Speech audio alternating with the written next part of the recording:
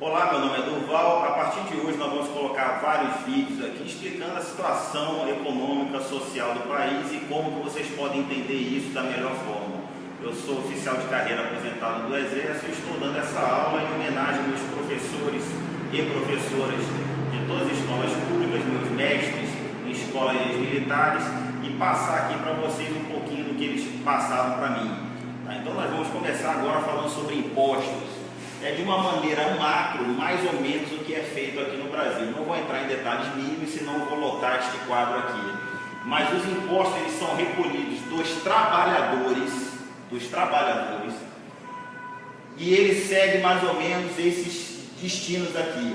Parte vai para uma reserva, outra parte vai para a infraestrutura do país, outra parte vai para o governo, que vai para a educação, saúde, segurança, defesa, outras coisas assim, funcionalismo público.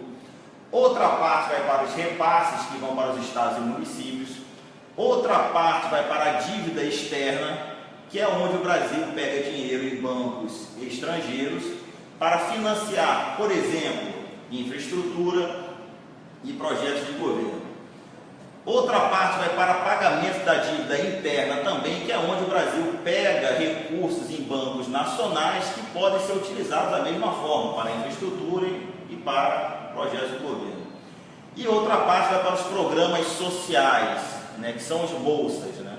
Apenas um detalhe aqui, o projeto Bolsa, hoje ninguém tira mais essa bolsa, isso é lei já, então ninguém tira a bolsa mais de ninguém, independente do candidato que for entrar. Para ficar bem claro aqui, como era feito na época do regime militar, os impostos eles eram recolhidos e seguia praticamente esses mesmos destinos aqui. Mas de que forma isso era feito? Por exemplo, o governo brasileiro recolhia 100 de impostos, ele colocava 10 na reserva, pegava 60, aplicava na infraestrutura e os outros 30 iam para o governo, repasses, dívida interna, dívida externa, programas sociais. Por que esse 100 era dividido desta forma aqui? Veja bem, reserva você sempre tem que ter uma reserva. O investimento, isso aqui é investimento, não é gasto não. O investimento em infraestrutura por si só, ele já gera muito emprego. Por isso que o programa Bolsa da época do regime militar, ele era praticamente nulo, ou então mínimo. Ele era muito pequeno mesmo, porque todo mundo estava empregado na infraestrutura do governo brasileiro. Por exemplo, para vocês terem ideia, hoje, mais de 99% da energia elétrica que chega à sua casa, quer seja por hidrelétrica ou então energia nuclear, veio da época do regime militar. Mais de 99% das rodovias e ferrovias hoje são da época do regime militar. Então, se tem luz na sua casa, se você liga o ar-condicionado, se você está me vendo pelo seu computador, entenda que ninguém construiu geradoras de energia de porte após o regime militar. Era uma época onde faltava dinheiro e sobrava competência. Se você vai de Belém para Brasília, se você vai de Fortaleza para São Paulo, você vai passar numa rodovia aberta no regime militar. Então, todas as empresas de hoje instaladas no Brasil, as empresas de grande porte instaladas em São Paulo, Minas Gerais, Rio, Paraná, elas se instalaram por causa dessas obras desta época, que elas foram feitas numa época onde o Brasil tinha 70 milhões de habitantes e ela foi projetada para até 150 milhões de habitantes, estão passando dos 200 milhões. Então, como ninguém fez nada, nós estamos tendo problema de emprego e de instalação de empresas aqui no Brasil, porque não tem infraestrutura tanto para escoar as riquezas, como os grãos que são produzidos na agropecuária, nas nossas plantações, escoar a carne. Nós estamos com a infraestrutura subdimensionada hoje. E os outros 30 que ia para fornecer, tanto para repasses, para o governo, de interno, externo, programas sociais, dava e sobrava. Essa era uma época, como eu falei anteriormente, onde sobrava competência e faltava dinheiro.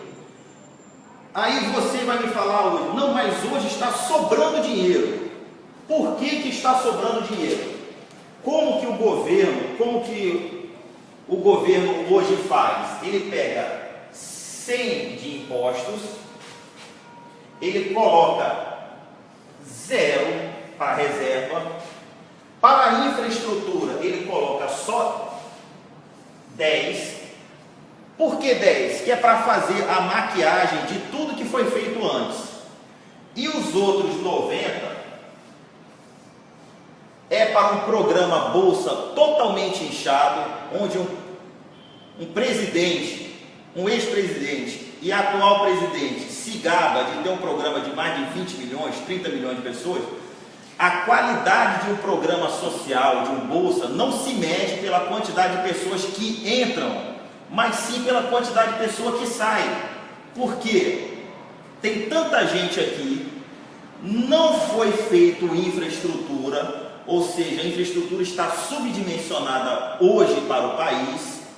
Isso faz com que, vocês estão vendo hoje, toda a indústria automobilística, toda a indústria pesada de São Paulo está demitindo muita gente. Com isso, os impostos que eram isso aqui, passou a ser só isso aqui. O Brasil vai entrar em colapso. Não tem reserva, só tem 10% da infraestrutura. O país não consegue crescer e dar meios para se implantar novas indústrias no país. Esses 90% vão para vários desvios, além de todos esses programas aqui. E vocês entendam, tem coisas que hoje existem e naquela época não existem. Por exemplo, esse dinheiro aqui está indo muito para ONG. ONG é onde o governo não se faz presente. Parece que o governo não se faz presente em lugar nenhum, porque estamos pagando bilhões para ONGs. Estamos pagando também para ONGs de ex-presidentes, que é uma coisa nova também, que eu nunca vi em lugar nenhum. Os ex-presidentes militares, ninguém tem uma instituição com o nome deles, mas hoje tem instituição Lula, FHC, vai ter da Dilma, tem do Collor, enfim. Esse dinheiro todo, ele está sendo redistribuído desta forma. Com isso, e outro problema também, exemplo muito bem lembrado aqui, a saúde. Se vocês olharem no site da saúde, ela gasta muito mais com publicidade do que com a sua atividade fim. E isso está no site do governo. Outra coisa, por exemplo, vamos fingir que nós estamos num país chamado Ex-Yugoslávia. Um país chamado Ex-Yugoslávia, tá? País que eu inventei aqui agora. Na Ex-Yugoslávia, ele tinha uma dívida externa e uma dívida interna. Por exemplo, toda vez que ele pegava R$100 do banco estrangeiro,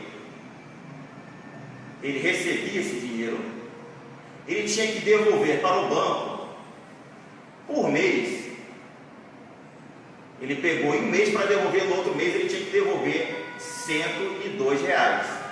Quando ele pegava no Banco Nacional, ele pegava R$100, ele pedia R$100, recebia, para passar um mês, por exemplo. No outro mês, ele tinha que pagar R$110.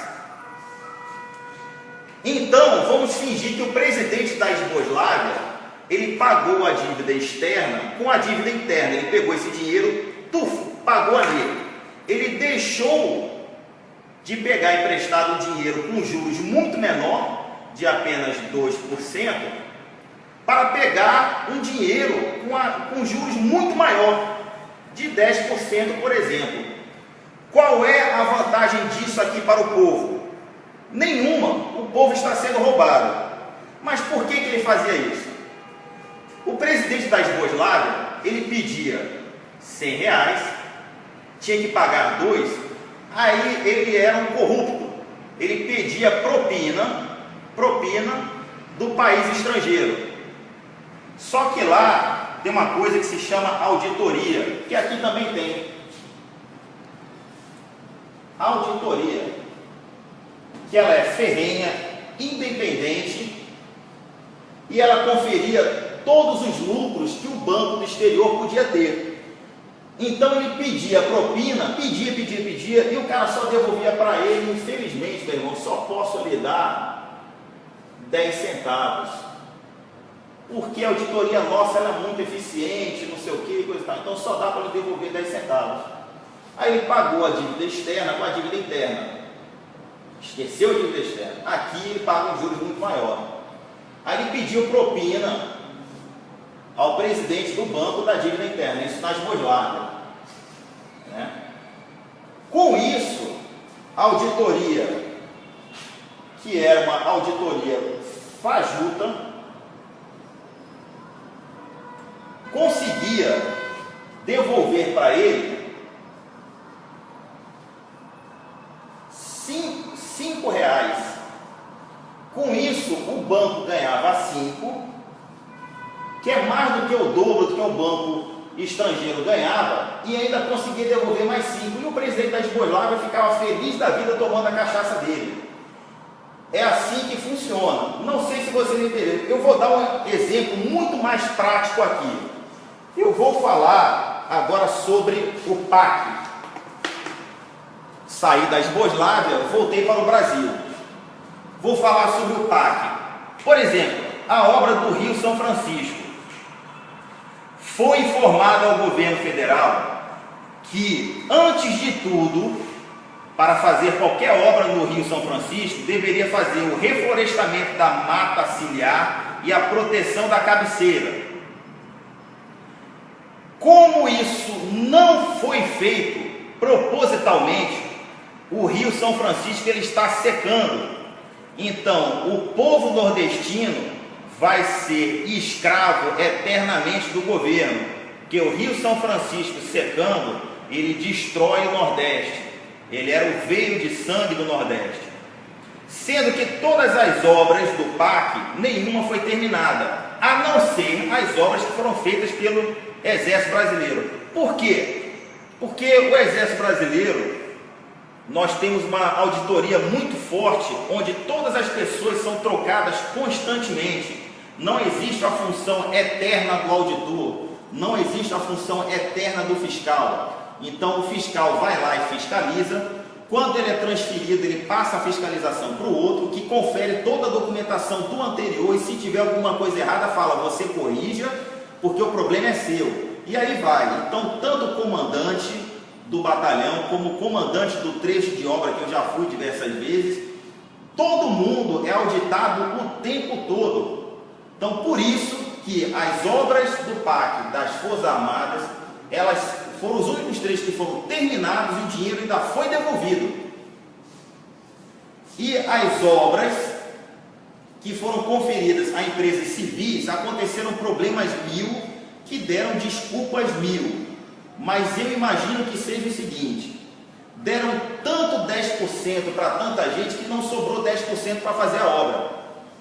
Que é uma coisa muito comum acontecer aqui no Brasil, porque os engenheiros não são incompetentes, os engenheiros são bem formados, a equipe de obra é muito bem formada e muito bem intencionada, mas, por exemplo, a lei anticorrupção que foi elaborada pelo senador Renan Calheiros e pela presidente Dilma Rousseff, que fez uma complementação maravilhosa. A lei anticorrupção ela é feita especificamente para punir os empresários que tentam corromper os funcionários públicos. Eu já trabalhei dos dois lados. Eu fui funcionário público federal e fui também diretor de grandes empresas. Não existe o empresário tentar corromper o funcionário público federal. Normalmente é o contrário. E a presidente Dilma, eu não vou chamar de presidenta porque está errado, eu não sou gramicista, a presidente Dilma tirou da lei anticorrupção o item que punia o funcionário público, como se a culpa fosse somente do empresário, e não é. Vamos falar aqui sobre o programa Bolsa. Nós vimos nas eleições agora que o nordestino dizem, né, que votaram bastante na presidente Dilma. Não é bem assim. Vamos ver o porquê. A bolsa, todo nordestino sabe que ninguém tira a bolsa deles. Ninguém vai tirar. E a bolsa, sem perspectiva de futuro e de trabalho, porque ninguém trabalha mais em infraestrutura como era na época do regime militar, ninguém fez planejamento nenhum em nada. Os jovens do nosso país, eles acabam na violência por causa de álcool, drogas, ócio, não tem perspectiva de futuro e não tem trabalho. Para diminuir esse programa Bolsa, para tornar ele menor, é só para quem sabe fazer planejamento estratégico.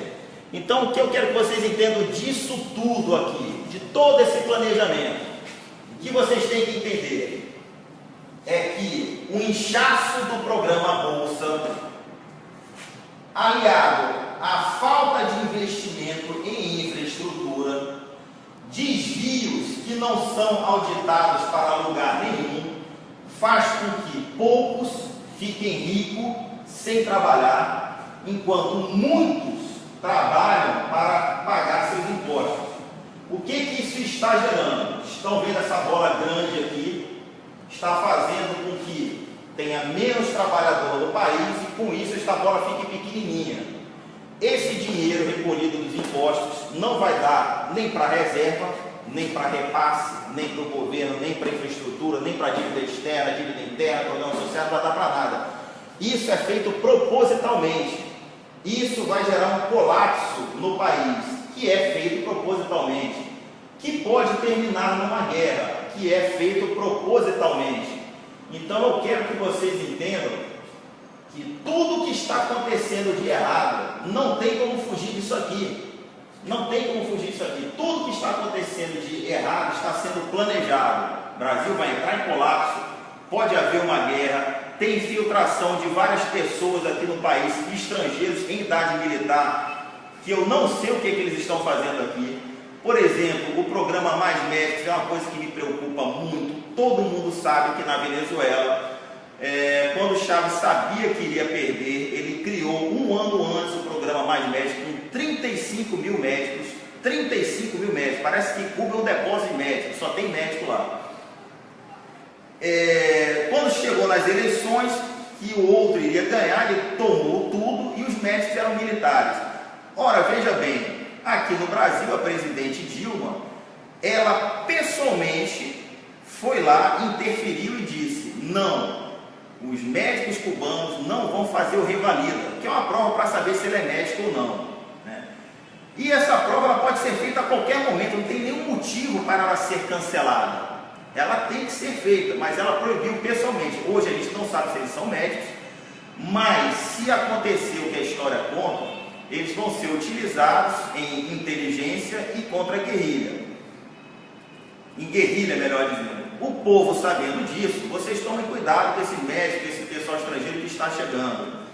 É simples, vocês passem informação para os órgãos competentes, onde eles estão morando, o que eles estão fazendo, Com isso, todo mundo consegue ter segurança e paz.